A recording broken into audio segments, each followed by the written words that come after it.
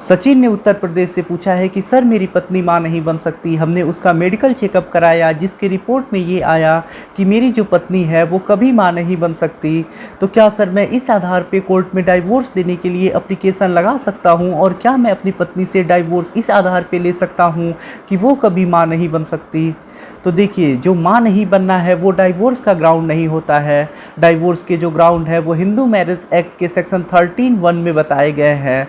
Section 13(1) बताता है कि आप कौन कौन से आधार पे डाइवोर्स ले सकते हैं। वो सारे आधार आपको हिंदू मैरिज एक्ट के सेक्शन 13 के 1 में दिया गया है।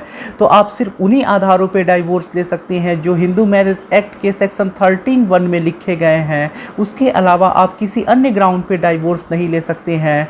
तो जो मां नहीं बन पाना है, यानी आपकी पत्नी जो मां नहीं बन पाएंगी, आप इस आधार पे डाइवोर्स नहीं ले सकते, ना ही आपको कोर्ट डाइवोर्स की डिक्री देगा, क्योंकि हिंदू मैरिज एक्ट के सेक्शन 13(1) में इस आधार को नहीं बताया गया है कि अगर कोई महिला है और वो बच्चा उत्पन्न नहीं कर सकती है तो ऐसे में ये डाइवोर्स का ग्राउंड बनेगा।